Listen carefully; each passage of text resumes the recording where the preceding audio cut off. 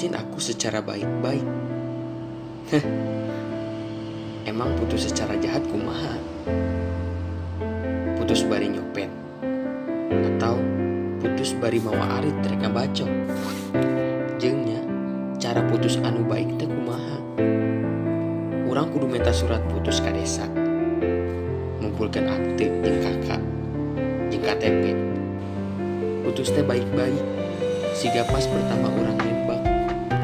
Atuh euy, lamun putus disaruakeun jeung pertama nembak, atuh lain ge putus, eta mah medial nembak. Aya di awewe nu sok ngomong, mane memutuskeun teh minta alasan. Alasanna mah udah gak cinta weh tuh meureun. Hanya alasanna aing baru nyadar si ate goreng patut.